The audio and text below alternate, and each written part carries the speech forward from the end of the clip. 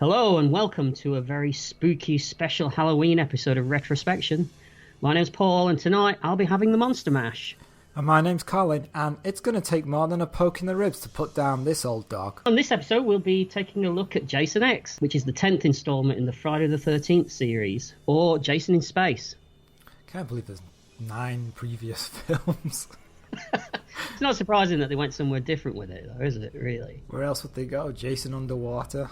Well, have you not seen all the various incarnations that they thought of before they came and settled on space? No. They wanted to do a NASCAR Jason, apparently. NASCAR? Yeah. How would that work? He's driving around. He's driving around in leaning circles. out the window. Just chasing leaning out people. the window. Yeah. Yeah, the various one. They wanted to do one on a boat. So it would have been Jaws with Jason kind of thing. Okay. Jawson? Jaws. Very good. Thanks. Yeah, but they settled on space in the end. Phew, glad they did. Really? Okay. So the film was directed by James Isaac, director of such classics as 1989's Host 3, The Horror Show, and 2008's Pig Hunt. Pig Hunt? Pig Hunt. You want to see that, don't you? I want to see Pig Hunt. Is it exactly as it sounds? Just people hunting for a pig? Or is it a pig hunting for other people? That would be interesting, wouldn't it? Yeah, see? So many ways you could go. Yeah. The guy's dead, by the way. Oh, he is? Yeah. Oh. So you're not going to get a Pig Hunt too.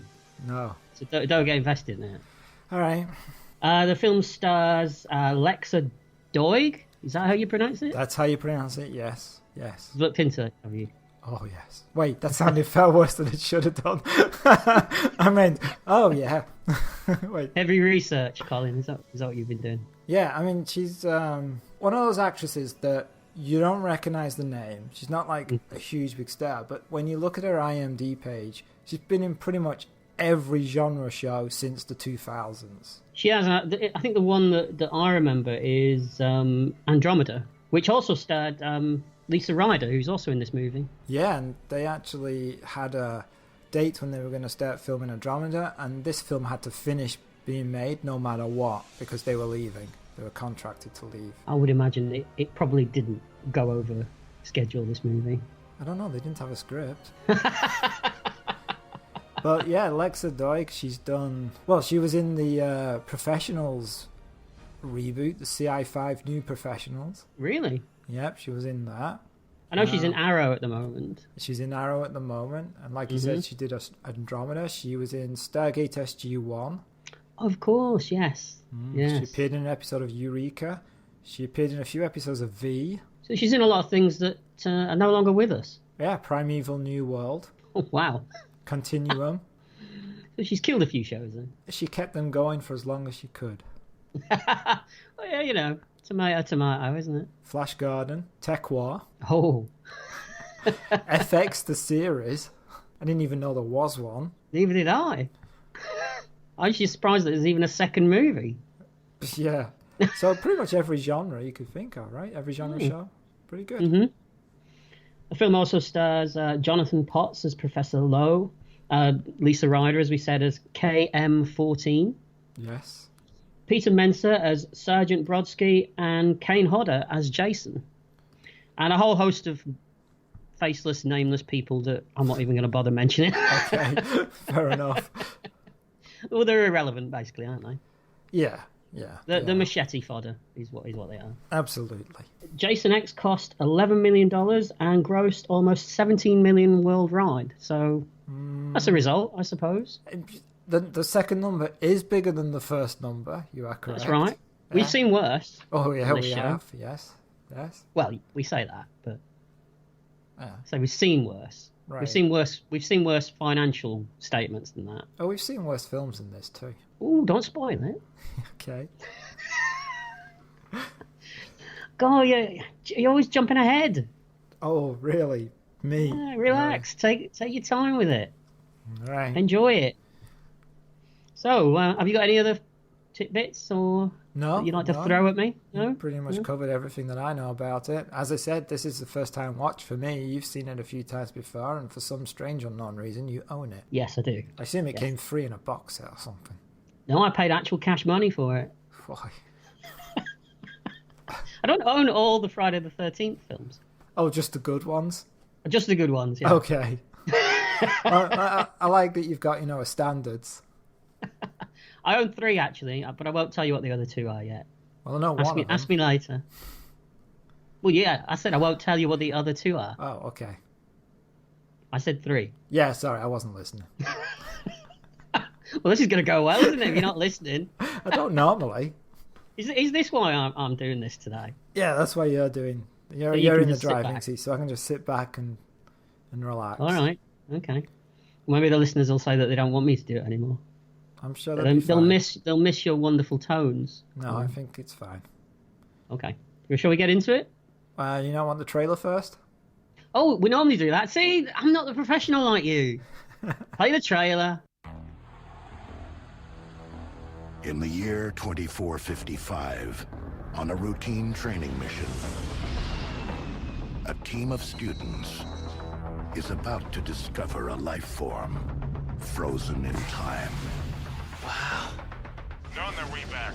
Prepare for docking and power up the lab. You brought him on board? Everything's under control, ma'am.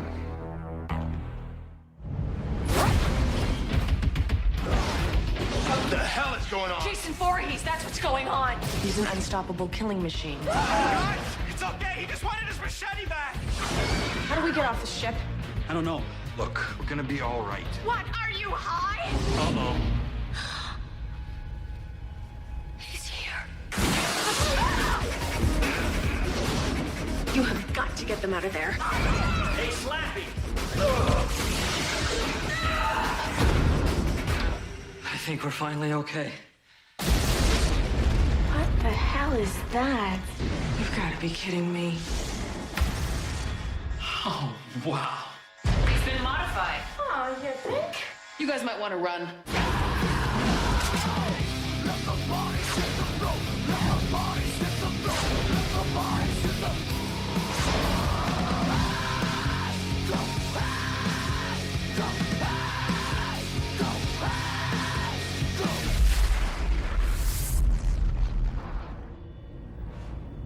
I don't think he's out there. Why don't you just stick your head out and have a peek?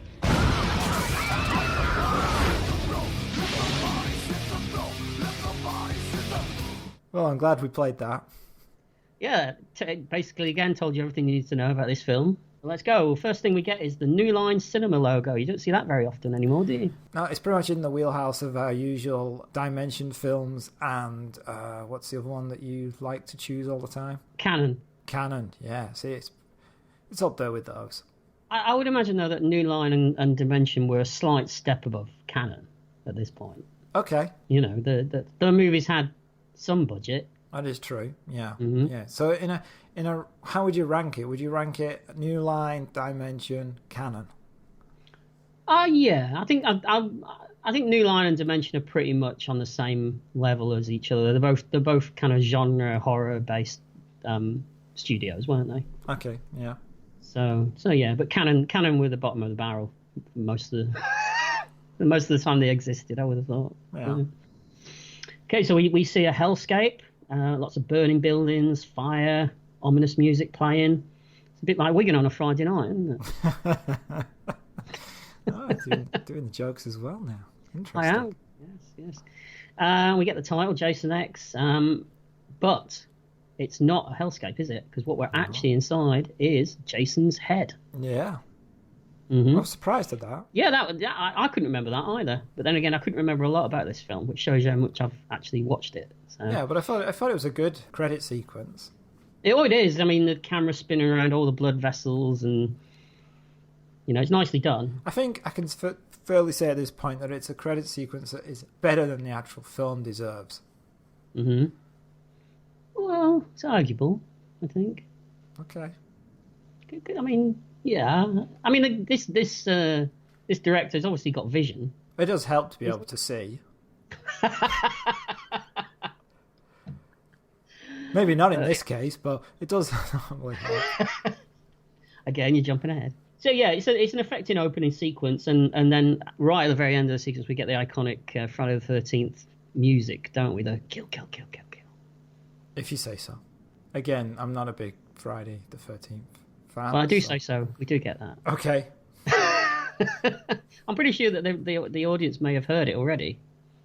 at the start of the podcast. Yeah, possibly. But if you don't put it on, then they haven't. So there you go. So it could be a very strange conversation we're having. I know. So we get some subtitles. We get location: Crystal Lake Research Facility. Subject: Jason Voorhees. Status: awaiting cryogenic suspension. And I'm already going, what? What? Well, like I assume we're supposed to be in 2008 at this point. Who knows? Who knows? So, but it's supposed to be close to present time, right? At this point, I think so. Yeah. They seem to be familiar with cryogenic suspension, don't they? Like it's an everyday thing. Yeah. Like they just always use it. And they're keeping Jason chained up in a big empty hangar with one guard. Why don't they put him in a cell? Well, he always breaks out. Oh, he's not going to break out of a giant room? But if he's in a giant room hung up with nothing else around him, at least you'll see him coming, won't you? Clearly, no.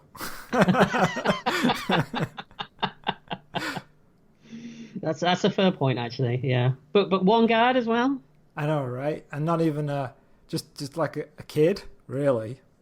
And what did he do to get that job? I mean, that's got to be. He must have pissed someone off severely somewhere at work, hadn't he? Oh, where did he start off? What was he doing at the beginning? I mean, is this like after he's been doing other things before? What kind of terrible job do you get before this one? Maybe he gets the horror icon detail. Maybe he moved from Freddy Krueger onto this guy. Yeah, or maybe he's going up the ladder rather than down it. Yeah, or maybe he's a security guard at Best Buy on a Black Friday. Maybe that's where you start off dealing with people. I would imagine that probably sets you in good stead for dealing with Jason Voorhees. Yeah, it's a similar kind of person you're going to be handling. Pretty much, yeah. I mean, they're psychopath. So Jason starts to give him the eye, and he takes. He doesn't actually. Sorry, the way you said that makes it sound like he takes it out and passes it to him. Well, that kind of does happen later. Well, yeah. That was just funny. So the guard's uncomfortable, and he throws a sheet over him. Right. Mm-hmm. I was thinking maybe Jason didn't want to look at the guy in the first place, and once the sheet's over, he's like, "Thank Christ for that." Yeah, right. How does Jason eat? Does he eat? I wouldn't imagine he does eat because he's dead, isn't he? So he's actually dead. Well, I always thought that the implication was that he was kind of like just reanimated, and that's why you can't kill him. Okay. But we do get a line later where they mention his enormous healing abilities, don't they? Oh, I wonder what he was going to say then. Yeah, we do. Well, he is a big guy. Massive hands, apparently. Oh. Yep. So we get a cameo here from a very famous film director, don't we? We do, Steven Spielberg. No, it's not. It's David Cronenberg. I can say, was I watching the wrong film again? Yeah, David Cronenberg turns up playing Dr. Winner, and he arrives with some scientists, and he says that he's taking the specimen away. Right, because they want to study his rapid cellular regeneration and use it as a weapon. The first thing that popped into my head at this point was, is this an X-Men film? Yeah, that's true. It's the kind of thing that you see in an X-Men movie, isn't it? It certainly is, yeah.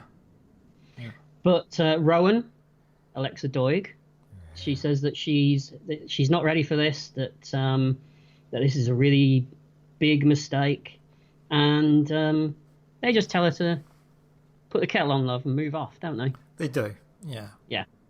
The fools. They go into the big room and they pull the sheet off, but it's not Jason anymore.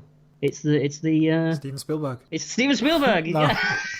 No, it's not. No. No, it's the unfortunate guard. Now, how did he manage this? I have no idea, because he's pretty seriously chained up. And this is another thing it confused me with the time period, because we've got cryogenics, but we only appear to have really terrible old style padlocks. Yeah, you know what? I didn't think of that. That's true, isn't it? Yeah, it's like they spent all the budget on cryogenics and then went, what are we chaining him up with? And they're rusty as well. Yeah, they're not new. So they're not new, no. In fact, I think they look like the ones that I've got on my garage door. Oh. I haven't got a Jason in there. Oh, okay. Sure, that was going to be my next question. I'm slightly worried there. No. Okay. Yeah. Well, he escaped. He's gone. It's just an empty sheet. That's because I'm using those bloody old padlocks that are rusted right. over. You don't learn, do you? I don't know. You think I would. Yeah. So, he's not there, and then suddenly Jason attacks, and he starts taking out all the guards, and he uses his super strength chain attack move. He takes them out. Nice dinner, little romantic movie. So what you mean? That would be something, wouldn't it? It would be different. Very different direction for the film to take if it just cuts them sat at a restaurant. Candlelit. You don't talk much, do you? Trying to start a conversation with the guy, it's difficult. He's trying to eat. Does that scene from Lady and the Tramp with the spaghetti, but he's still got the mask on. Gonna suck it up underneath. Yeah. So tell me, Jason, do you come here often?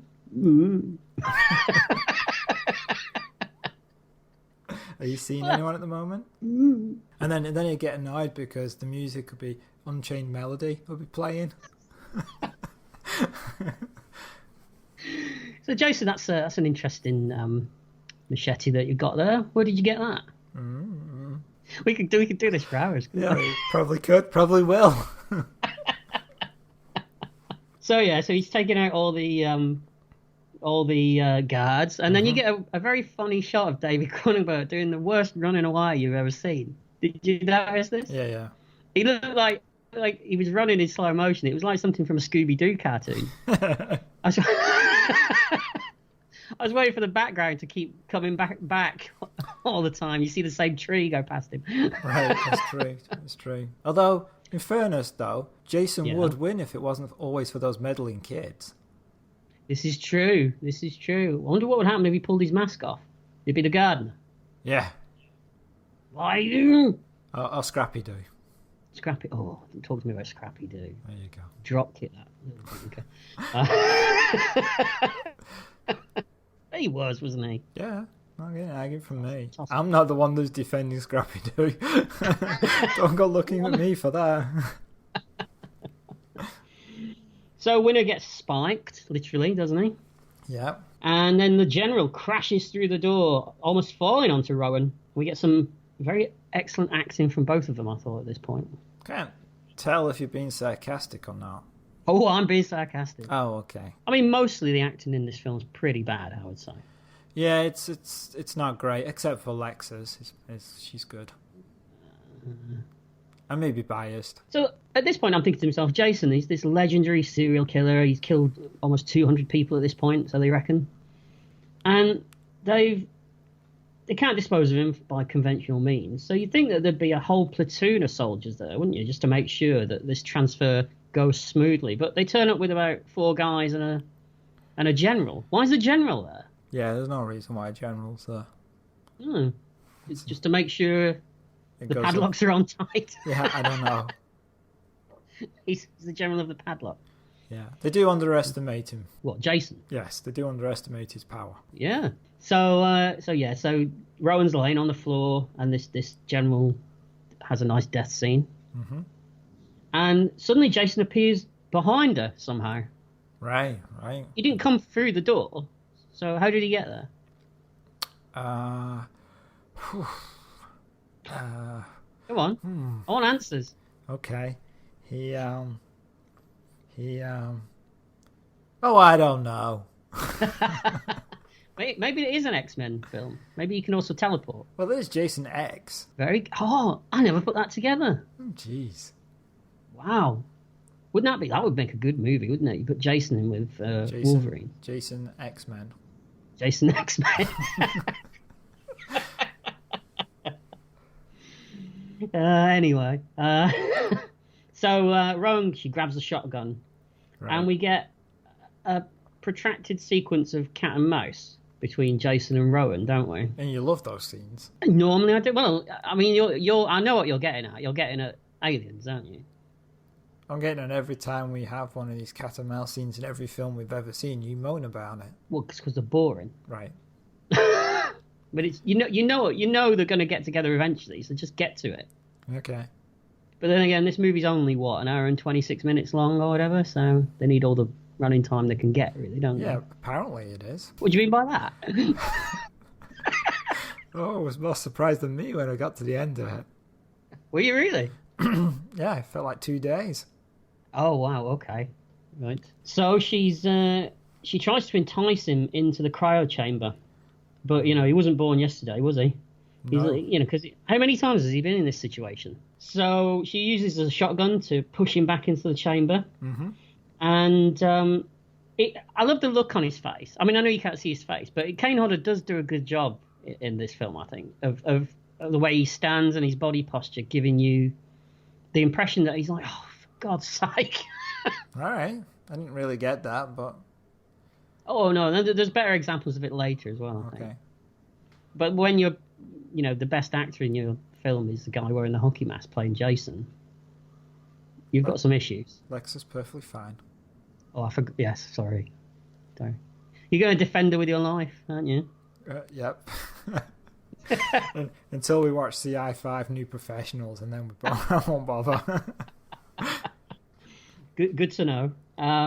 So she shuts the door and she freezes him, but not before he cuts through the door and straight into her. So, now, what's this door made out of? Yeah, right, paper. Mm-hmm. Because it's supposed to be, sealed so the cryogenic fluid doesn't escape. So you would expect it to be pretty tough. Mm-hmm. But he just goes straight through it. And am I missing something? But where did he get his machete from? They keep it nearby. It's his favourite one. They chain him up, and are they taunting him with it while he's chained up? Going, no, you really want this. Just out of reach. Yeah. You're holding it up to him going, I don't think so. Yeah, maybe that stupid kid who covered him up in the first place. Keeping his machete nearby just to annoy him. It's not the most well thought out thing though, is it? No. So the coolant's leaking out from the cryo chamber, and her and Jason are both frozen in time. I like how he poses with the machete up. Yeah, like as he freezes. Yeah. You got to look good when they find you. Yeah, of course. Yeah. So we fade to black, and then the next shot is people coming in, which I presume coming down the stairs into this room. Yeah, we're not given much detail at this point. No, which is I thought was a bit strange considering we got subtitles at the start of the movie to say where we were and what was going on. Yeah, you'd expect someone to tell you that we've gone, we're now 445 years in the future, but you don't get anything. Well, you don't even find that out until later in the movie, do you? When someone mentions the date. No, you have to figure it out from the dialogue. Mm-hmm.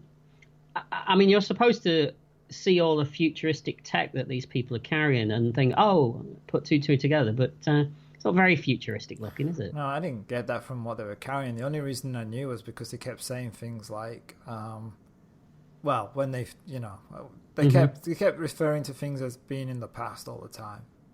That's right, yeah. So they come down into the cryo chamber and they're all wearing long coats and gas masks for some reason. And they find the door to the cryo chamber. And an older man, Professor Lowe, asks what the big chamber is. And one of the students replies, it's like a big kind of frozen storage thing.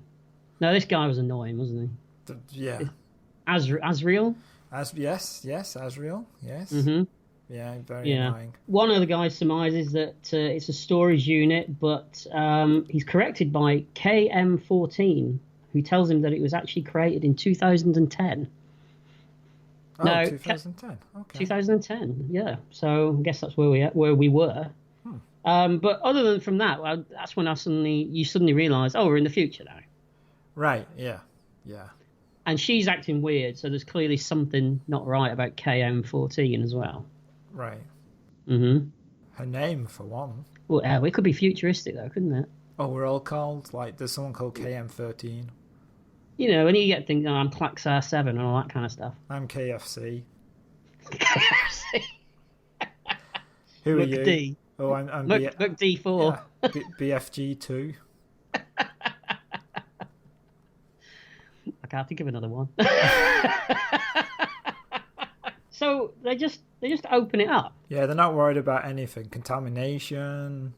No disease safety protocols or anything. Just crack it open, see what's in there. And they find Jason, frozen solid, just as we last saw him. Right. It does look a bit comical, doesn't it? It does, and they don't seem to be bothered that he's carrying a giant machete. They probably don't know what one is. No, because then they have that conversation about what's on his face. Oh, it's some kind of breathing apparatus, and then they say, oh no, it's it's a hockey mask. And they're like, what's hockey? Oh, it's a sport that was banned in 2020 or something. And that was the other thing. I was like, oh, we're in the future now. Okay. Well, I wonder why they banned hockey, though. Yeah, right? What's so bad about hockey? Because at least you're wearing pads. Yeah. And a face mask. Did they ban all sports or just that one, do you think? Well, there's a lot of strange things that are going on in this alternative future. I mean, don't we later in the movie we get a reference to the Microsoft wars that happened? Oh, yeah. Well, those are going to happen. You know, you got the inside on that one, have you? Oh, yeah. Okay, all right. I'll know where to come. You got your bunker out there, have you? Yes, powered on OS 10 because you can't power your bunker on Windows if there's a Microsoft war. You've looked into it. Yeah. I hope you're not using rusty chains and padlocks. Oh, shit.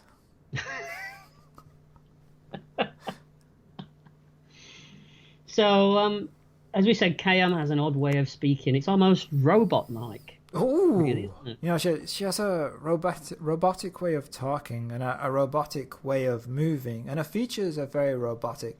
Do you think she's an alien? You're almost there. Let's see how it goes. Okay. Yeah.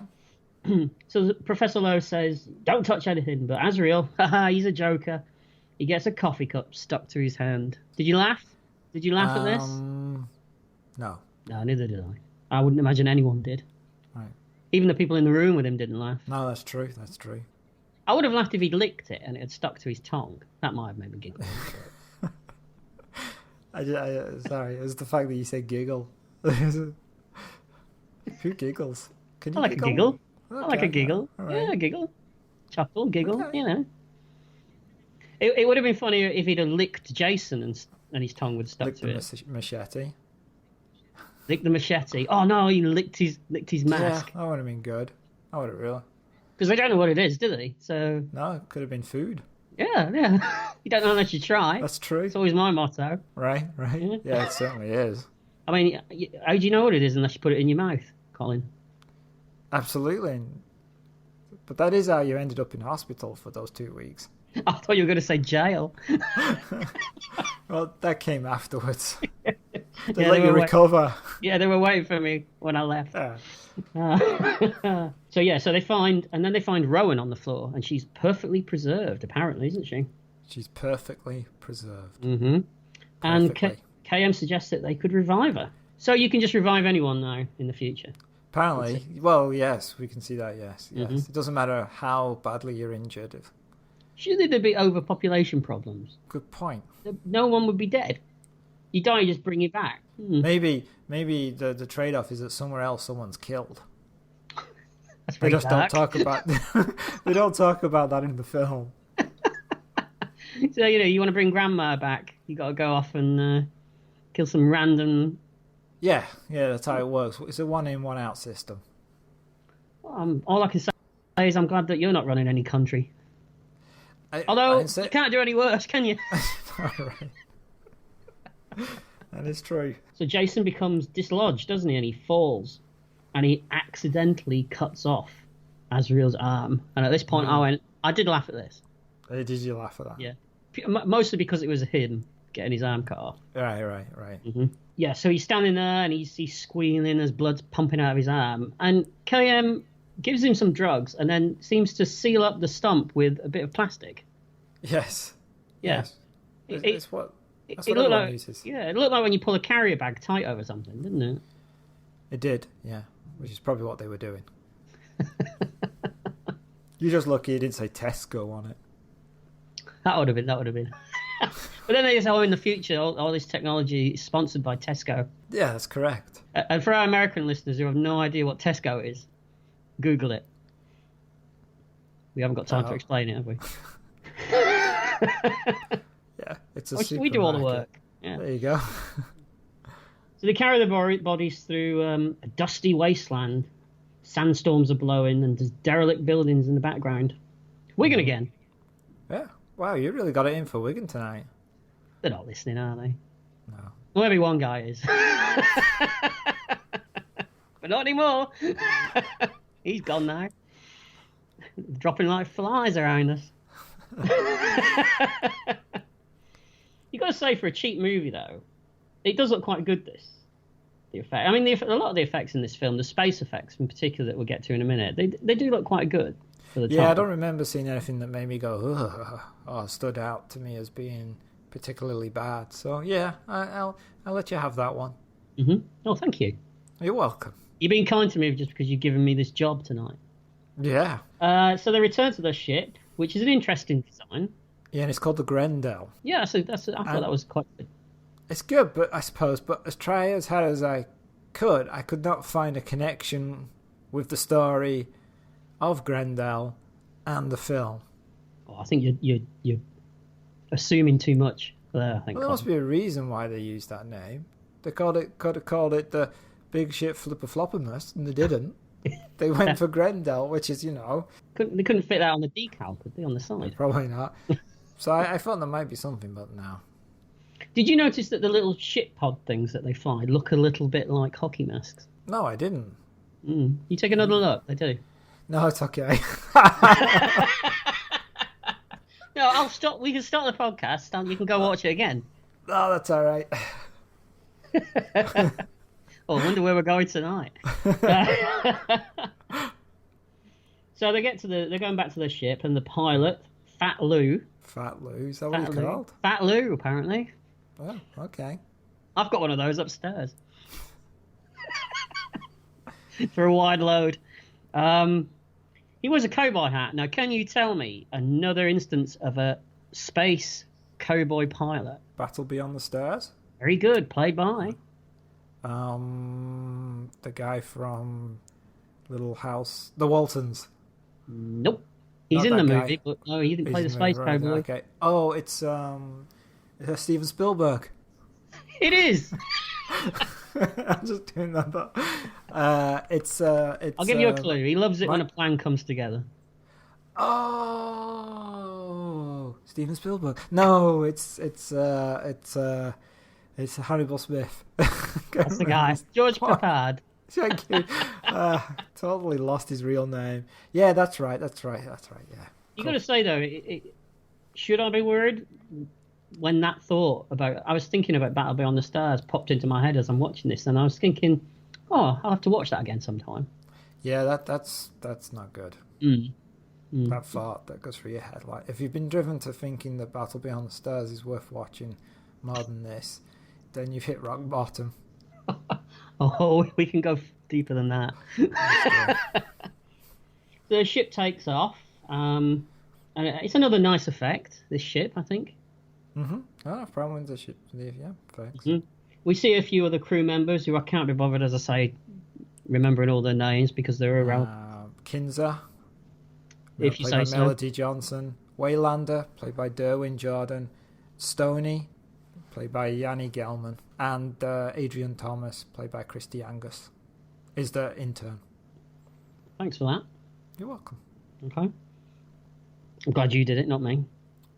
We meet Sergeant Bronsky as well, who's very much a rip-off of the sergeant guy in Aliens, I think. Yes. You know, I think that's what they were modelling on, definitely. But there's a lot of Aliens stuff in this movie, isn't there? Yeah. Particularly later with the colonial marine type people that are on board. Yeah. And they inform the crew that they've found 2 bodies. One's female, they say. And Fat Lou replies, "Female!" He doesn't get out much, does he? No, he didn't need to see what she looked like or anything, just the fact that she's female. Even though he's pretty much surrounded by quite attractive students. He is, who don't wear very much, do they? No, so it's not like he'd been starved of female company. Maybe he only goes for the reanimated ones. Or before they're reanimated. Yes, she's dead. At this point, he doesn't know they're going to bring her back, does he? Right, yeah. So Maybe he's really disappointed later when she's walking around. Yeah, basically he's just gone like, oh, a corpse. And don't we also find out why Lowe, that he's in serious debt and that he has to call his financial backer? He does. But that's is that later? That's later. Sorry, go ahead. Okay. See we what also... it's like when the other person jumps out. It's annoying, isn't it? Yeah, but you're better at maintaining than me. I'll get confused. Okay. Okay, quiet. Oh. Okay, so we also meet crewman Crutch, who's having a bit of a sleep, and you can tell he's a rebel because he's wearing a bandana and he's fat. He's wearing a what? Bandana. A bandana. Mm-hmm. Not a bandana. A bandana. Oh, shut up.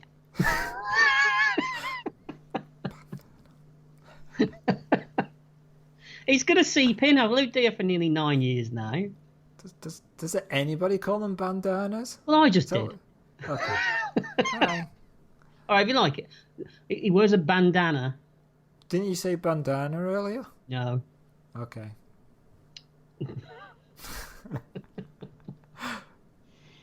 Oh, anyway. So the shuttle flies through the debris and docks with the mothership. Again, more good effects. Mm-hmm. And Fat Lou asks, what does she look like? And the crewman replies, hot and single. And Fat Lou responds, ha ha ha, I'm so lonely. How do they know she's single? Plus the fact they're jumping to conclusions, because the guy in the hockey mask could be her significant other, couldn't he? Could be, yeah. I mean, why else would they be cryogenically frozen together? And, he's got a big chopper. Don't know what relevant that is. I didn't see his motorbike. Very good. Oh, I didn't see his 80s push bike. I was going to say, I'm pretty sure a chopper is one of those push bikes with the weird handlebars, isn't it? It was next to his grifter. Grifter? That's a deep pull there. Did you have a grifter? No, I had a boxer. You had a boxer? Yeah, the boxer was the smaller one of the grifter. I'll tell you something now. I never learned to ride a bike. Seriously? Never learned to ride a bike. Is your son going to learn to ride a bike? He is learning to ride a bike. Are you learning with him? No. Why not? At 43 years old, I can't be bothered. All right. Come the apocalypse, when your son is cycling away from the marauding zombies and you're left there just falling over on the side of the sidewalk. I'm pretty sure if he's cycling away, I mean, it's hardly Mad Max, is it? He's there on his push bike. It is the English Mad Max. just wars. People cycling. Got to weld bits of metal onto the side and spikes. Yeah. And there's a person sat in the basket playing a flame-throwing guitar. So they take Rowan back to the lab to bring her back, and Azrael's carrying his arm. Mm-hmm. And we meet. There's this guy. Is it pronounced Suneron? Suneron. He's the guy who I would imagine has actually built KM. Oh right, I don't know. He's always fiddling with her bits, isn't he? Yeah, yes. But yeah, It's Suneron. Yes, Suneron. It's spelled with a T, but I'm guessing the T is silent. I think I'll just call him Sauron. Yeah, that won't be confusing for people. Okay. So we're in the lab, and there's lots of technobabble as Azrael's getting his arm reconnected. Mm-hmm. And they start to remove Rowan's clothes, and there's a mad rush to do this, surprisingly, isn't there? There is, yeah. Mm-hmm. You'd be first in line, wouldn't you? Waving that machete at the others. Then they say we need to get our clothes off, and suddenly Fat Lou appears right out of nowhere, warming his hands. Oh, yeah. Which would be a waste of time because she's still frozen. Exactly. You know she's frozen, don't you, Fat Lou? Yeah. Not for long. Not for long. He's got something that'll put the heat in her. Don't know why I said that. I don't know why I did. So we meet Adrienne, who I presume is some kind of scientist. Right. Yes. Yes, some kind of scientist in a crop top, and well, they're all students on a field trip. Is she a student as well, though? I think. I guess I kind of presume that because the way she talks to them, she's got a bit more authority. Oh, okay. All right. She's not going to last long anyway. She's Lowe's intern. Right. Okay. Because that's why he's having time with her. Oh. Okay. Nice way of putting it, Colin. It's very romantic. Is that what you say to all your dates? Do you want to come and have some time with me? Yeah, why? Is that why it doesn't work, you think? Have some time with me. All right, okay. I'll be careful. Next time I say that to you, I'm. Well, put it this way: it's better than what you said to your last date, and you said, "Do you want to do time with me?" Well, I was in prison. I've never been to prison. Let's just get it out there now. I've never actually been to prison. It's a joke. Okay. If you say so. I do. Check it. Google me. No, don't Google me. Don't do that. All right. So Adrienne is ordered to dissect Jason's body. Is that where we're up to? That's right. And she says, how does he function with a brain that small? Do you want to elaborate on this? She's talking about Jason, right? Yes. Because he has a tiny brain. Okay. All right, then. And one of the students points out that I bet he's hung like a mammoth. Which is an odd phrase, because we're in 2455, and how do they know what mammoths are? This is true. They know what a mammoth is, but they don't know what a hockey mask is. Yeah, that's all messed up right there. Yeah, it's all kinds of wrong, isn't it? Yeah. So they begin to revive Rowan, and one of them says, bring on the ants. It's a good thing that they didn't ask for crabs instead, isn't it? So these are like nano things, aren't they? I presume. Yes. Mm-hmm. Yeah. And they crawl over the body and they sort of revive her and fix the wound. They do, yeah. So Adrian, back in the lab, she's fishing around in Jason's eye socket and she pulls out his rotten eye. Why did she go for the bad one? Why didn't she take out the one that was actually an eye? Because... Not very scientific, you could say, is it really? I think this film doesn't really worry too much about the science, I'm guessing. Really? Or anything. No, I don't think it's too concerned with scientific accuracy. I'm sure that director would disagree with you, but he can't because he's dead. So. Yeah. So Rowan wakes up and punches Professor in the face, doesn't she? Which I thought did make me laugh. So Rowan's confused as she wakes up. She doesn't know where she is. And then she realises, did you get him? Is he contained? And Professor says that the place was sealed off and that they were both put into stasis.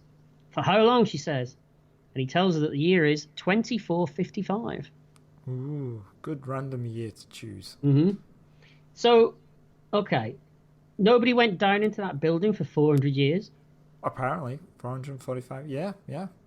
Not one single person? No. Nobody. Okay. And people don't go to Earth because it's polluted. Too polluted to support life and humans. So it was polluted literally the day after that whole place got frozen? Yes. Well, nobody knew about it. Only those 4 soldiers, that general, Dr. Owen LaFontaine, and of course Jason. And once they were killed, that's it. So how did these people find it? They were just wandering around on a field trip on Earth. They collect artifacts and stuff. So. All right then. I'll take it. Hey. So the professor informs her that she's on a transport ship. 2455, she says. That's over 400 years old. She might as well have just turned to the camera when she said that. Yeah. Let's do the maths for the. She's not giving the audience much credit, really, is she? No, that's true. Mm-hmm. Although she's not wrong. Fair enough. So the professor calls another research station on his futuristic telephone thing, and he wakes up this guy who's a commodities dealer. Mm-hmm. Now, has he just got his camera over the top of his bed? This guy. Yeah, we don't want to talk about that too much. Right. Well, the reason why. That's just, yeah. There was that time when he accidentally turned it on with his bum when he was doing something, but we don't want to. Yeah. Okay, I didn't know that. Is that on the extras? Yeah, it's in the backstory that they act. No, I'm just making this up. Was it the 12-issue comic that they brought out to fill in all the gaps? That's right. Because they're always good, aren't they? Yeah. Yeah, and he's on another kind of ship that's called the Solaris, which of course is the title of a Russian science fiction film. Which makes more sense than the Grendel, doesn't it? I suppose it is, but I find it, delusions of grandeur. If we name the objects in our shit film of films that are far better than ours, then maybe that goodness will seep into our film. Well, they do that. They try and osmose that on from Aliens and Alien. I mean, one of the characters is called Dallas in this movie. Right. You know, Right. They should have called him Dynasty. Did you see that they brought that back? Yeah. Yeah. Never gonna watch. No Emma Samms, no point. So we got he's talking to his dealer, his commodities dealer, and he says, "We found a gold mine." And the guy replied, "Oh, not another box of DVDs. I can't move them on."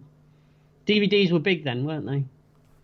Yeah, I guess in 2001. 2001, I think. Yeah. Yeah.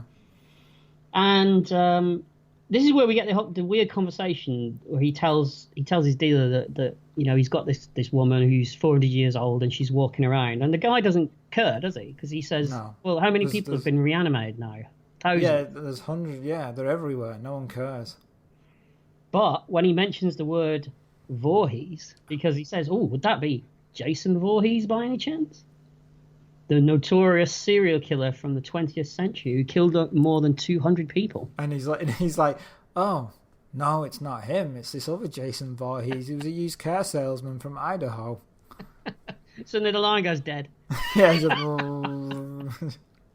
But again, it's strange, isn't it? Like, as you say, they don't know what a hockey mask is, but yet they know who Jason Voorhees is, a man who was predominantly famous for killing people wearing a hockey mask.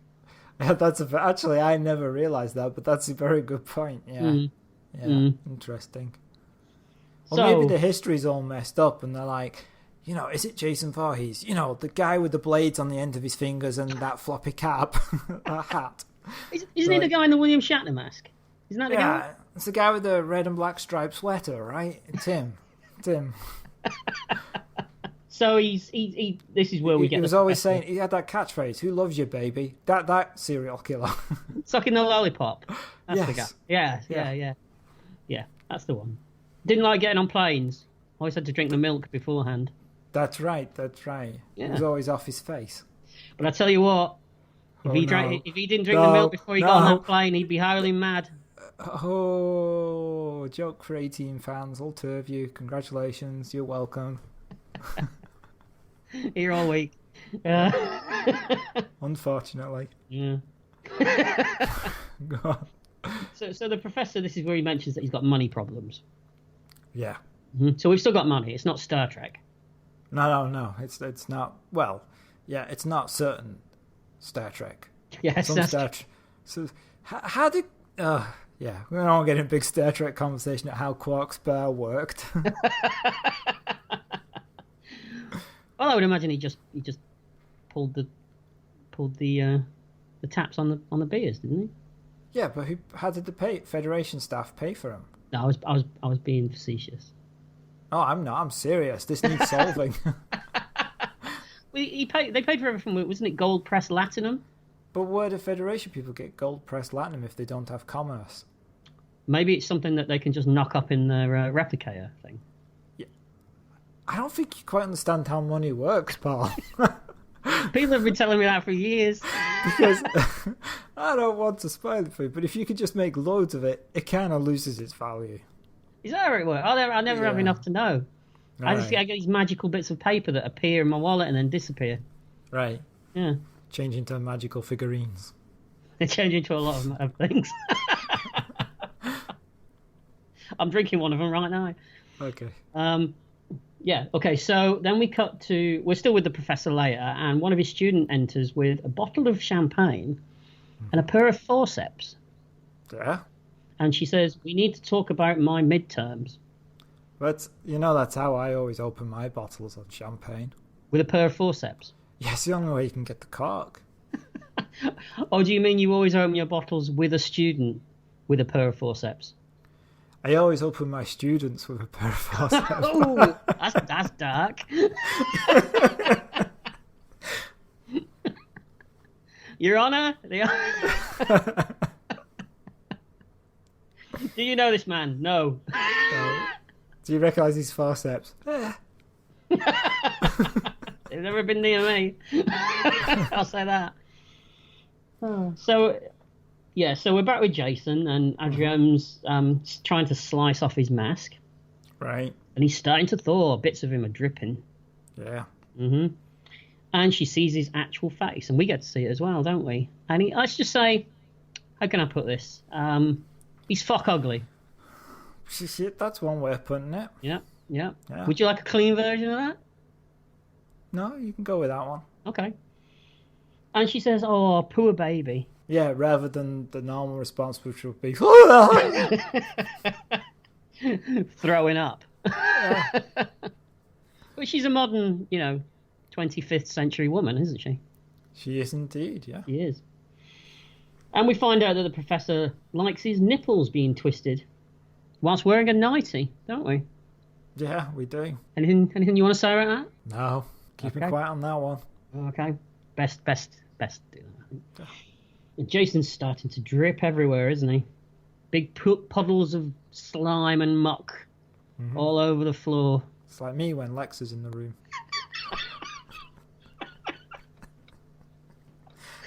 If you're dripping slime and muck, I think you need to go back to the doctors, Colin. Okay. No, you notice I said back. No, everyone's been going, well, he's been before. We all know what that was for, don't we? get the nanite crabs out. So we're back with Sauron, and yes, I am going to keep calling him Sauron. Okay. He's examining KM's breasts. Oh, this made me laugh. And he's trying to attach fake nipples to her breasts, but they keep falling off. Yeah, because she's decided that she wants to look more feminine. Have we actually pointed out that she is really a robot? I would imagine people have probably gathered it by now, haven't they? Okay. Yeah. And I found it funny because I like the sound they make when they fall off. Yeah, they're like metallic, aren't they? Yeah, they're like, I don't know, washers or screw nuts or something. Yeah. Screw nuts. It's like, that's what they are. And they just go dunk, dunk on the floor. And he says to her, "Why do you want those anyway?" It's a fair enough question. Mm-hmm. Do you want to answer the question as to why she wants them? Because the one on the left does beer and the one on the right does wine. You'd be screwed if you got them mixed up, though, wouldn't you? No. It's just beer or wine. I mean, why would you be screwed up if you got them mixed up? You just get wine instead of beer. Yeah, but they keep dropping off into your drink, wouldn't they? That would be a problem. You have to fish them out of your wine glass. Yeah, that wouldn't be great. Okay, so we're back with the autopsy room, and Adrienne thinks that she hears something behind her. And yeah, we do. It's a huge music cue that happens. And so we get an intercut section with a couple of kids getting it on. I don't know the names, and I don't care. And Jason's flexing his fingers on the table. He's waking up. No, nothing. No? I was captivated by the drama. The thing is, there's nothing more likely to wake Jason up than a couple of horny teenagers getting it on, because he loves that, doesn't he? That's like his alarm clock, right? He's all over that. He can sniff it out, he can. Most alarm clocks go, bah, bah, bah, or something. His goes, oh, like that, right? That's something I didn't want to hear. That's his alarm clock. That's going to give me nightmares, that is. Now, at this point, I'm thinking, it may wake you up. It will wake me up. Yeah, it's an alarm clock. I just told you. Night terrors. So at this point, I'm just thinking to myself, will you just wake up now and start killing these people? Because they're really getting on my nerves. They got a 90 minutes to fill. Just start killing people, please. All right. So he gets up. He sits bolt upright, and he slowly looks around. He sees there's some killing to be done, and I'm just the man for the job. Editorializing? I don't remember him saying that. It's the internal monologue he's got going on in his head. Oh, you're doing the internal monologues of lead characters now that don't speak? Yeah. All right. Okay, I didn't know that's where we were going. I've been thinking in depth about this film all day. Yeah. What a sad life. So we get to the first kill, and it's a good one. Yeah, it is. The good one. Really? Okay. He grabs Adrienne and he forces her head into a vat of liquid nitrogen. And then he smashes it on the sink. Yeah. Now, did you know that Mythbusters tried to do this? Not with a real person. It's like, wow. that was a... Are they still out on the streets, these people? Funnily enough, it's not going anymore, that show. I wonder why. Who volunteered for that one? Well, they tried to do it, and apparently it doesn't work. Can't do this. Okay. Can't do that. So that's another thing. The rest of the film's fine. It's just this bit that's wrong. That's right. Okay. So Jason goes to the table and he's looking at a fine array of weaponry all laid out for him. And he sees a big futuristic machete and he thinks, I'm back in the game. See, your internal monologue again. It's more enjoyable than the actual film. You got to get into what he's thinking. If he did actually say, "Oh, back in the game," wouldn't it be great if he did it in like a northern accent? Though he's like, "Oh, back in the game, back in game, back in game." That would have been great. I'd watch. That's the film I'd watch. Problem is though, he can't speak though, can he? To it, Jason. Jason X. Friday the 13th. Yeah, I'd watch that. So the professor, he takes in some refreshment to Rowan, and he points out to her that it's not much longer to wait, and we'll be at Earth 2. What happened to Earth 1? It's dead, he replies. So that's a nice bit of exposition that we're getting about 40 minutes into this movie now. Yeah, it's pointless at this part of the movie. We should have got that a long time ago. We don't care now. But he's planning on selling her, isn't he, once they get there? Yes. She doesn't know this, but yeah, he's going to take her down the car boot sale on Sunday and see what he can get for her. You get quite a lot. Especially down, do you remember Berska car boot sale? Yeah. Yeah, I'll tell you a funny story about that. Well, I should have said funny, because if it's not funny, then you'll all be disappointed, won't you? Yeah. I was on a train one night coming back from Manchester, and this really drunk guy was singing to himself. You know, he wasn't being offensive, he was just singing to himself. And he started humming the theme tune to Incredible Hulk. Can I just interrupt for a second? This was you, right? No, because what he says is witty. Oh, okay. It wasn't me. No. So he's humming the theme tune to the Incredible Hulk. You know, the that one. Nice. Yeah. Okay, yeah. It wasn't me. Oh. And it was in tune. And then he says to no one in particular. He's just musing on life to himself, and he says, "Oh, David Banner. I wonder where he was going at the end of every episode. He was always walking off, wasn't he? I'll tell you where he was going. Berska car boot sale, because every fucker goes there." Okay. Made me chuckle. Again, I was chuckling. I was giggling. I can't work out what he's more upset about, the car boot sale or the Incredible Hulk. Yeah, that's a good point, actually. Yeah. I'd go with the car boot sale. Yeah. It was massive. It took you forever to walk around that. That's true. And you always had muddy feet at the end of it. Oh, I love that band. A bit bluesy. A bit too bluesy for me, you know. Yeah, okay. Yeah. I don't get on with harmonicas and stuff. No. So Jason, he's skulking around the corridors of the ship. Well, the one corridor of the ship. Yeah. And back with Rowan and the professor. And he says, I take it, being stabbed and frozen wasn't part of your plan. Oh, this guy's a piece of shit, isn't he? You just... Yeah, it's not part of anybody's plan. Well, exactly. Yeah. So Rowan explains the history of Jason Voorhees to him. We tried everything, she says. Electrocution, gas, firing squad. We even hung him once. What an odd thing to throw in at the end of that. But they don't think about taking his head off. I'm pretty sure he does get decapitated in one of the films. And storing his limbs in different places. Well, I think at one point, in one movie, I think he even gets obliterated. But comes back. He goes back together. In the archive world, we have a thing called geographic separation, which is where we keep objects, tapes or backups of videos of films and stuff in separate locations. So if, there's an earthquake in one place, we've got backups elsewhere. Seems like that'd be a good idea for him, really. Bit of geographic separation. It would be certainly better than chaining him up with rusty padlocks and... Yeah. I just thought it was odd that they try the hanging after they tried electrocution, gas and firing squad? You'd think hanging would be the first thing you'd go to, really, wouldn't you? Maybe they did it all at the same time. Just chuck it all at him and see if anything sticks. Yeah. Bit like this film. It's like... Bzzz. That's it. So she explains about the cryogenic chamber and how everything went wrong. And then we cut back to the nipple tweaking girl who's now trying it on with Sauron. You want me, she says. I can never be with a girl whose balls are bigger than mine, he replies. Nice. We've all been there. I'm not mentioning any names. No, you're just throwing a wife joke at me, and I'm not saying it's the wife. Oh. Yeah. You can cut all that out. She's fine. She'll be all right with it. The professor introduces Rowan to everyone on the bridge. I presume it's the bridge that they're on. Mm-hmm. Possibly. And Sauron confirms to the audience finally that KM is a sex bot. I mean, a robot.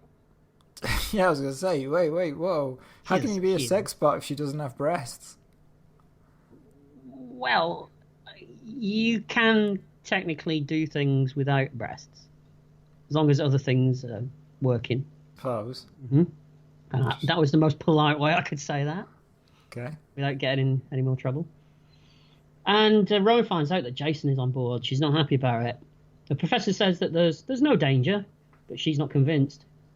He's an unstoppable killing machine, says Rowan, and she wants proof that he has been stopped. Mm-hmm. But he's gone.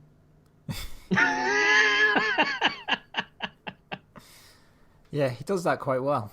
He does. So they find Adrienne's body, and Sergeant Brodsky wants to put the ship on lockdown. Mm-hmm. And then we get a second kill now, don't we? We do, yeah. We do. With a bit of blood spatter in the girl's face as he kills the guy. Yeah. And you got to be thinking, it's not the first time she's had splashes to the face, is it? I would have thought.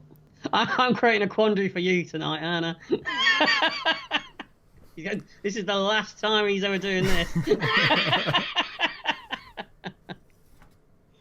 No, it's good. You're getting some good jokes in. Thank you. Makes a change. I know. Imagine what you can do when you actually sit down and think about it. I know, right? So we get lots of faceless soldiers acting all soldiery, walking around, don't we, with the big, convincing-looking guns. Yeah, but it's the worst soldier dialogue. Oh, it's you've ever heard. It's like it's terrible. Written by a 14-year-old boy, isn't it? Yeah. Mm-hmm. Yeah. I think at one point, don't they do the whole thing of "screw you"? Huh, you wish. Yes, they do. Yeah. Make a note to use that in a script at some point. You probably already have, haven't you? Yes, with a helicopter that appears from nowhere. Right. Little in joke. So the girl whose boyfriend's just been killed comes to the bridge and she's crying. Mm-hmm. And the sergeant ordered his men to go on the hunt. Now the actor playing Brodsky, what do you think about him? I think he's all right. He's okay. He does what's needed. Just stand there and be manly. Yeah, and talk tough and be that no shit taking kind of guy. Does it okay. Mm-hmm. Don't we all? We're that kind of guy, aren't we? The no shit taking, get into the higher matter kind of guy. Monday to Friday, 9 till 5, and then afterwards I'm a pussycat. I wonder where you were going with that then. So we got the soldiers, they're searching the ship. And the ship appears to be dripping for some bizarre reason. Did you notice that? Nope, don't think it did. Yeah, there's water dripping from the ceiling. That seems unsanitary. Unsafe too. Need to get a man in, have a look. Plumbing's gone, you think? You think that's the toilets above there? Just raw sewage just spilling out into the... Yeah, health and safety. Nightmare. So, and this is the point where we suddenly get a big CGI creature jumping at them. Oh, that's right. This is the... It's a holodeck, basically. It's a holodeck. They're playing a computer game. Azrael and the other guy who I don't know his name. Right, but they spent no money on this holodeck room because it looks like a laser quest in a bowling alley in Wigan. It does. The third mention of Wigan tonight. I know, I thought I'd throw one in too, just to join the fun. We're really putting the boot in. Yeah. It does, and this CGI creature, it's not the best thing you've ever seen, is it? No. You think all the money went on the spaceships? Yes. Mm-hmm. I just thought it was an odd thing to put in it. Yeah, it doesn't... Well, they need it later, I suppose. Yes, they do. And when we get to that, I'll throw in a little fact about that. Actually. Oh, I can't wait. Yeah, something to look forward to. Ooh, wow. So as you say, it turns out that these two guys are actually playing a computer simulation. They're actually just sat on the floor, cross-legged, aren't they, with things on their heads? Yes. So they pause the simulation, And suddenly they see Jason walking towards them. Pause simulation, they say. He keeps walking. You already paused the simulation. That's what I'm saying. They try and pause him, don't they? But They he's do. not pausing. Nope. And let's just say, he kills them, doesn't he? Twice. Yes. Yes, once in the simulation and then once outside in real life. He does pull a rather effective wrestling move on one of them, doesn't he? He swings him around and then cracks him over his knee. Yeah. That looked quite good. Snaps him. Yep. Okay, so we cut to the professor, and he's trying to convince Brodsky of the financial situation of keeping Jason alive, but Brodsky's not having any of it. He orders his men to blow him to hell. That's right. In a very manly way. Well, he does. It's very manly. Yeah, you seem to have issues with this. You just keep pointing out how manly he is. He is. Very manly. Okay. And we get more soldiers skulking around, finding bodies here and there. And does anyone care? No. Now, is it me, or do the soldiers' body armour and guns look like something the filmmakers cobbled together from the nearest Toys R Us? Yeah, they don't look like they could withstand a potato gun, let alone a serial killer. No. I mean, it all looks... And none of them seem to be wearing matching stuff. No, it's all just thrown together, like you said. Yeah. Cricket pads and... They couldn't even bother to shop at the same Toys R Us. That's true. Yeah. Now, if this was 1980s Peter Davidson Doctor Who, I could take it.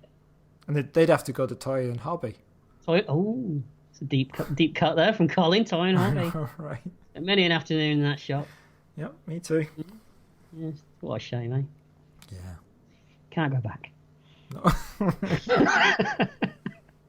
Well, you can't, can you? No. So I'm sorry, I just looked down at my notes and I just read cut to crotch. But I think it's meant to say crutch. Oh, I thought you were just reading your own personal script. Cut to crotch. So we cut to Crutch, who's working, and he hears something. Lou, is that you? I swear if you mess with an engineer, you'll wake up with a waste hose in your bunk, he says. Another odd thing to say, don't you think? It seems it seems kind of convenient, doesn't it? In what respect? Well, if you're laying in your bunk and this is a spaceship, and let's say the bathroom is like 3 decks up and 1 deck to the left, and the engineer puts a waste hose in your bunk, you just go for a crap right there. I might get one installed. Yeah, right. See? You just sold me on the idea. You need to get on The Apprentice. Right. Waste hose. Just goes in the bunk. I've got a 50 PowerPoint presentation. Yeah, you could win. Yeah, see? You could be next president with those ideas, Colin. Yeah, could. Yeah. Anyone could. So Crutch sees Jason, but just before he can land a blow, Brodsky and his men, well, they blast him, don't they?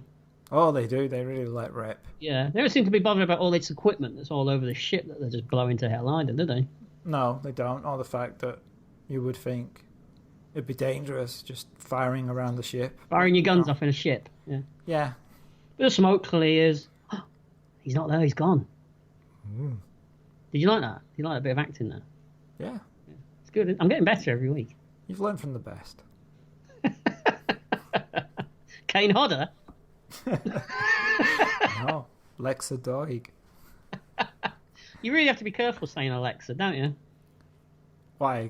Why? Did you set off your Alexa? I don't have one. Well, not you, but generally speaking. But just generally people. That's why people don't watch your films anymore or TV shows. You could really confuse an Alexa, though, couldn't you? Go, Alexa, Doig, and it's going, what? I'm trying to Google it, but what? Why would you Alexa Google? Yeah, all right. Whatever it does then. I don't Searches on whatever internet. Yeah, I guess it Googles, because I don't know. Who knows with these modern contraptions? We don't understand stuff like So it's taking longer than the film, this. I know. Well, I tell you, you'll never give this job to me again, will you? No, I'll go work tomorrow. So we get more skulking soldiers again. Yeah. And Jason now goes into his hitherto untapped stealth mode, doesn't he? As he starts picking people off Rambo style. That's right, just appearing from nowhere. Now, I'm not being funny, but some of these soldiers that he killed... Just like normal then, right? Sorry. Very good. Very good. Very, very quick. So I've heard. So, do you recall seeing any of these soldiers before? No, they're kept in little boxes. Right, in case of attack by serial killers. No. They're actually kept behind glass, and there's a sign that says, "In case of emergency, break glass." And you break it, a little soldier comes out. Okay. That's how it works. Again, they could have put that in the movie. They could, right? They could have shown you that the glass soldier containment. It would have been something. It would. It would. So, one soldier tries to do some kung fu on Jason, but he's having none of that. No. And he chucks him onto a huge screw. Mm-hmm. And when Brodsky asks one of his men when they find him, how is he? He says, he's screwed. Right, that's right. Mm-hmm. Yeah. So, Rowan says... It's like a Bond film with these one-liners, isn't it? It's exactly like a Bond film. Exactly. I was waiting for the pigeon. That would have been something as well, wouldn't it? Especially in space. Pigeon. Oh.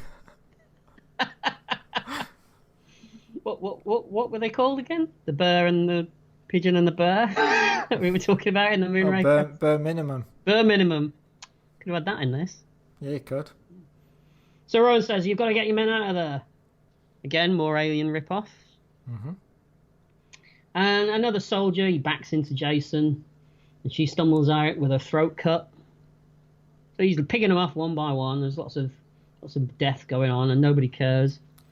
Right. But then one of the soldiers manages to back Jason up onto a big spike, and then for some bizarre reason, decides to shoot him in the kneecaps. Well, that's because of what Bronsky told him earlier, that Lou ordered them to capture Jason and not kill him. But Bronsky says, we're going to ignore that, but just shoot him in the legs to make it look like it's what we tried first. I'm glad you were paying attention. It never occurred to me that. Suddenly this film's much better.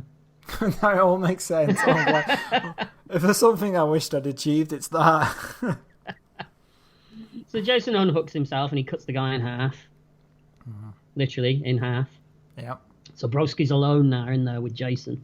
Mm-hmm. And Jason punches through the wall and impales Brodsky.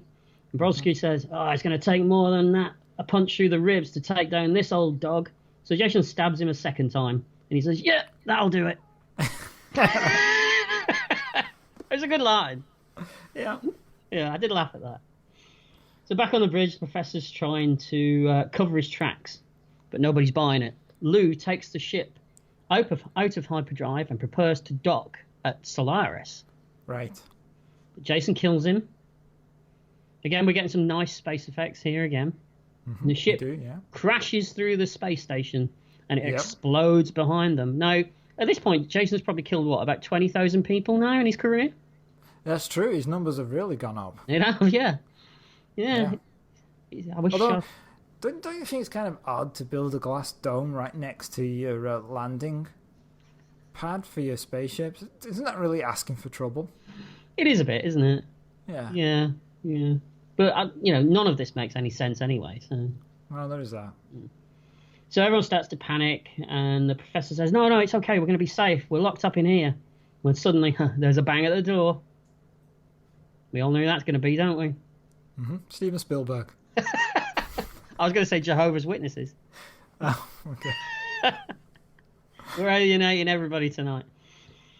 So Rowan creeps up to the door, but suddenly, Jason's fooled him. He smashes through a window, and I'm like, what? What? He just went round the other side. He seems to be able to just teleport, don't we? So yeah, pretty much. Yeah. So everyone's running away, all except Kahem, who she's surprisingly calm because she's a robot.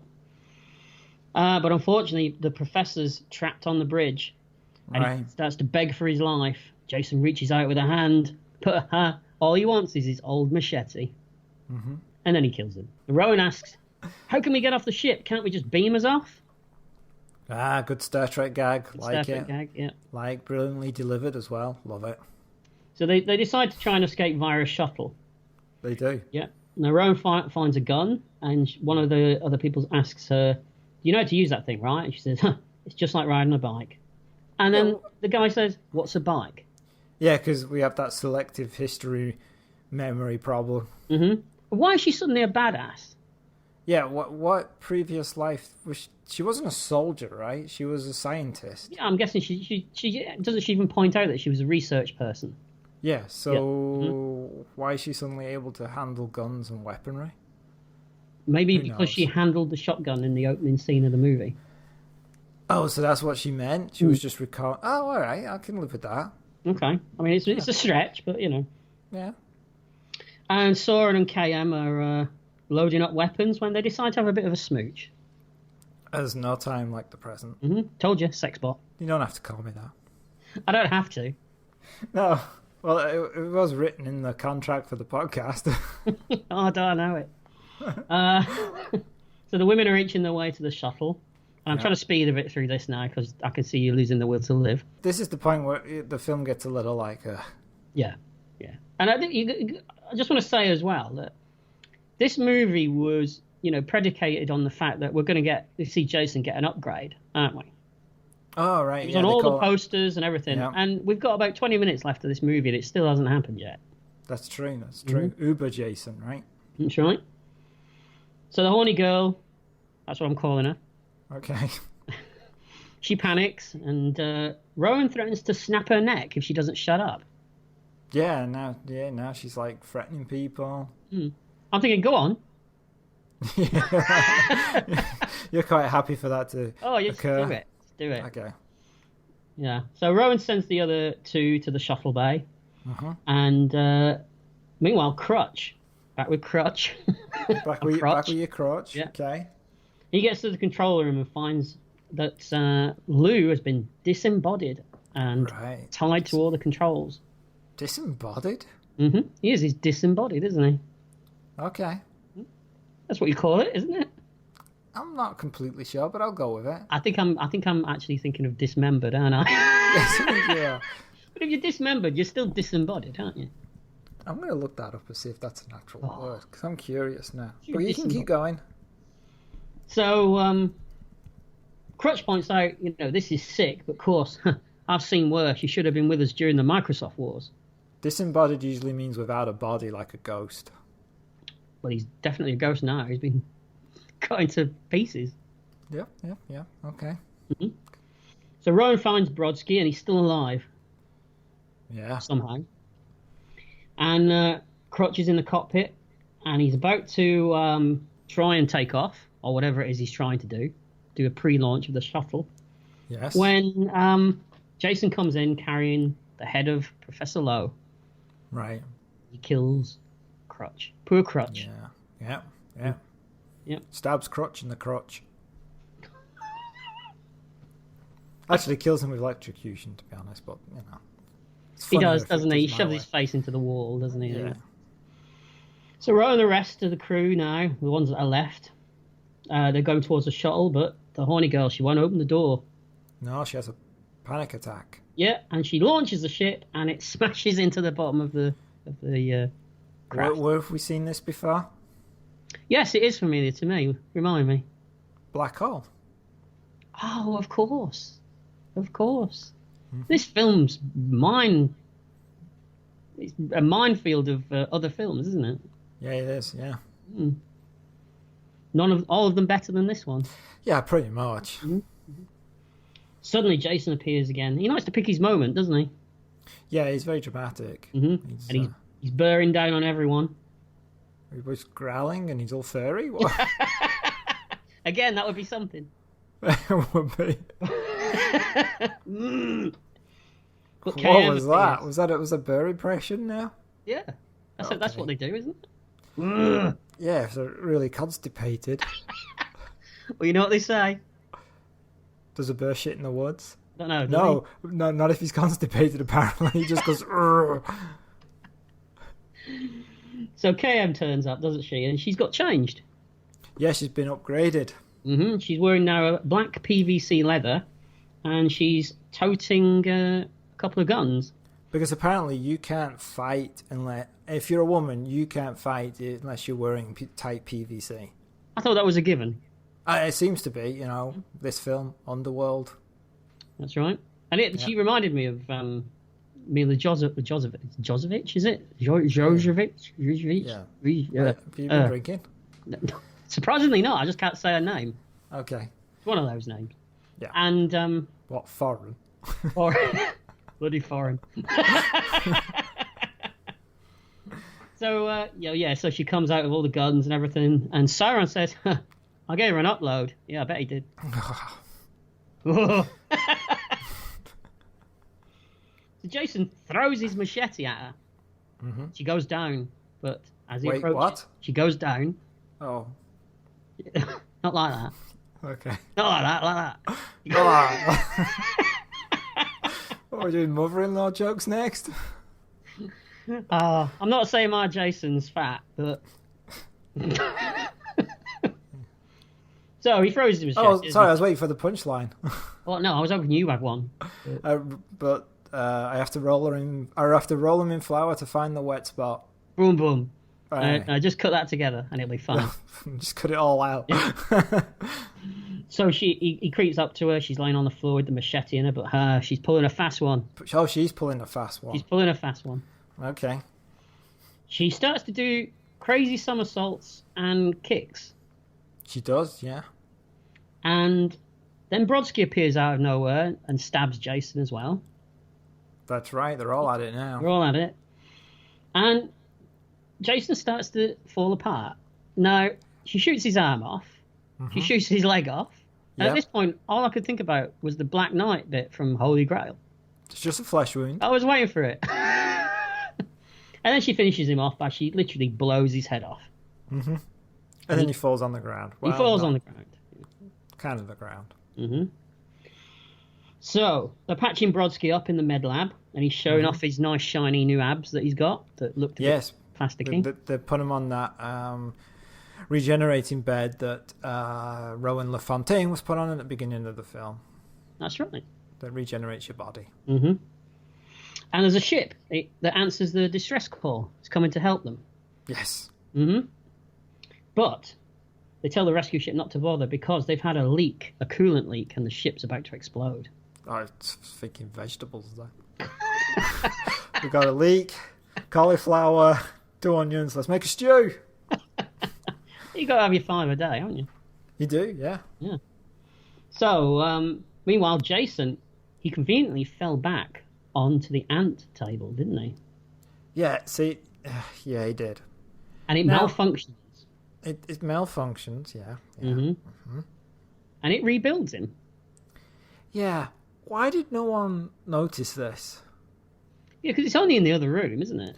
It's in the other room, but why did people not think, hey, you better pull him off that bed because that's one of those regenerating beds that brings you back to life? Well, it is kind of destroyed a bit, isn't it? Maybe they think it doesn't work anymore. Yeah, but I'd still make sure. If I've got a guy who can regenerate himself anyway... And especially as Rowan's been so, at this point, she's been so on point of making sure that he doesn't regenerate. Right, and she's been regenerated, and they're currently regenerating Bronsky. Mm-hmm. It seems a bit odd that they would just go, he's fine. Yeah. He's dead. Yeah. Doesn't make sense. No. Not and it doesn't make though, sense... No, but it doesn't make sense that he starts regenerating because basically just his head is on this bed. It is, but these things cover his entire body, and then because he says there's not enough tissue to regenerate, so it starts to take bits of the wall and table and rebuild him from those. Yeah. So he's got a nice metal body and metal face thing on when he wakes up. It's a good job that it was all metal and stuff, and he wasn't like on a teak table or something. He's got like a big wooden leg or... Wait, worse if it was balsa wood or something like that, wouldn't it? Yeah, or a porcelain head, because it's a vase. So he comes back. We get a big hero shot of him walking through the doorway, don't we? Mm-hmm. Showing off his shiny new body. Yeah. And KM faces up to him again, but no, he's bulletproof. Oh, yeah. And he's got 2 shiny red eyes as well. Yeah, where did they come from? I know. And we get some speeded up kung fu. Best kind. But Jason, he does his signature move. And he knocks what's his signature move. move? Oh, you don't what's know? that? No. One of his signature moves is that he can decapitate people with just a punch. Oh, it's not that he signs his name on them. No, he punches her head off. Ah. Well, of course, she's not dead, though, because she's a robot. Right. So Sauron gathers up the head. That's all you need. That's all you need. That's for later. Yep. And Jason's just about to bring his machete down onto Sauron's face. But Rowan somehow develops super strength and catches his arm. That's right. Okay. Yeah, I don't know. She's now like a gun-toting, wisecracking, super Superhero. strength. Yeah. Okay. There's lots of flinging around and rolling under doors, Indiana Jones style and stuff like that. Yeah. And Brodsky walks out and shouts, "What the hell is going on?" And I'm thinking, you tell me, because I haven't got a clue at this point. So they have some rubbish about having to blow up the corridor and separate the ship from another part of the ship so that they don't all die and stuff like that. And Sauron, he's sat in the corner cuddling KM's head. Right. Yeah. And Jason punches through the wall. Like he does, because he's been doing that previously. He does. And he creates a vacuum. Oh, a bit of hoovering. Nice. Well, it's a bit of a mess at this point, isn't it? Yeah, and it's cleaning up. Mm-hmm. Now, everyone's like holding on to things as this vacuum's trying to suck them out, but they don't seem to be holding on to it very tightly, do they? No, they don't. They don't. Mm-hmm. But, nipple tweaking girl gets sucked through a hole. That's a first for her. She's usually doing the sucking. And she gets chopped up into bits through the ventilation grill. Mm-hmm. Again, something that happened in an Alien movie, I think. Oh, okay. And Jason, he punches his way in from where I'm not sure, but he just seems to be able to stand outside in space and punch his way in. All right. And the rescue ships dock in, and there's lots of gubbins about things blowing up, and Brodsky has to do a spacewalk for some reason. I'll tell you the reason. You need to fill 10, 15 minutes. A bit like what I'm doing. Yeah. And this is where the point where Sauron and Rowan come up with a plan to divert Jason's attention, don't they? By using the holodeck. Yes. By recreating Crystal Lake. And there's some in-jokes about horny teenagers and some gratuitous nudity. Absolutely. That's when I started watching again. Did you unpause it eventually? Yeah.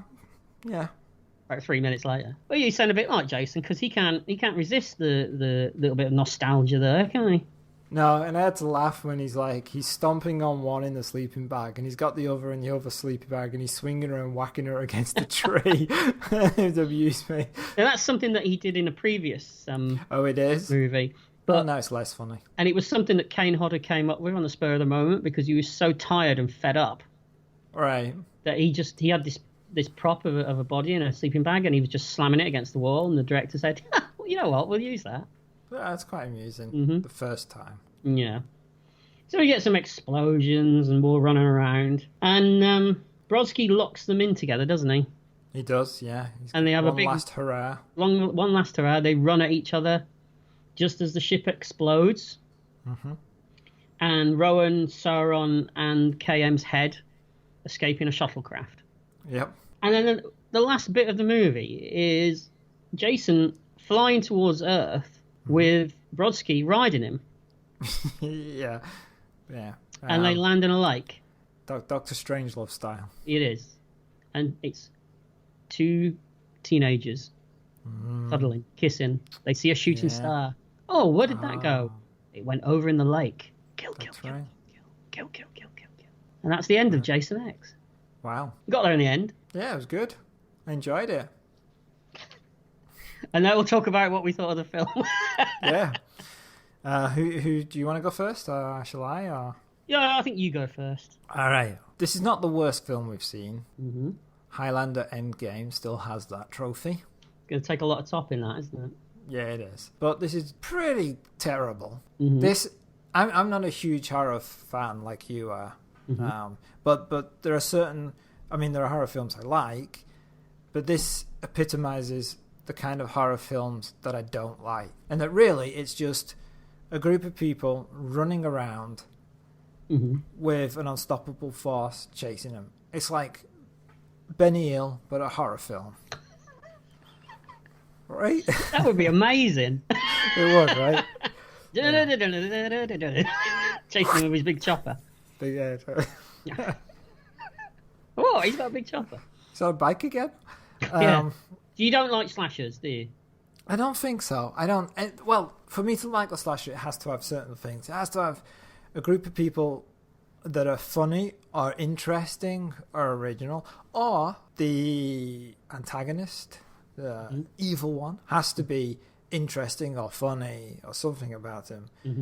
And also the deaths have to be interesting. That's what if I'm going to watch a slasher film, that's at least what I want, base level.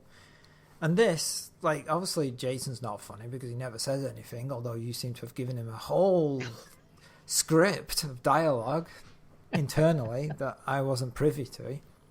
None of the actual cast are interesting except Lexa Doig, and the deaths are boring. Like, the first one is great. The first one, you're like, oh, this is going to be cool because they're really thinking, and then the rest are just stab, stab, stab, stab, stab, shot, shot, shot, shot, shot, head off. And you're like, okay, fine. And it just drums on and on and on. The running, the screaming, the running, the screaming. It's like a Doctor Who episode, the running, the screaming. And then it ends. So that's a yes for you then? Oh, a huge hit. No, it's a miss for me. I didn't like it. Okay. I got bored. It was boring. I pretty much mirror exactly what you say, really. I mean, it's incredibly cheap. Yes, but they cheap. managed to do a lot with the effects for the money that they had. But unfortunately, I think the sets suffer for it. Right, yeah. And I hadn't seen this for a while. I wondered how it might stand up. And some of the performances are terrible. They really are. Yeah, except like Lexa Doig. Or Kane Hodder. Wow. I'm just trying to get you off that one track that you're on, you know. And it's boring in places. And for a film that's barely scraping 90 minutes, there's a hell of a lot of padding. Yes, there is. Yeah. And it's not. I wouldn't consider this to be a Friday the 13th movie. This is something separate to it, I think. Okay. Yeah. I wouldn't say I hate it, and there are moments in it that I think are quite fun, but there's not enough of it. Right. And if I'm going to watch a Friday the 13th movie, I'll probably watch the early ones. Okay. So I would say no for me as well. It's a no.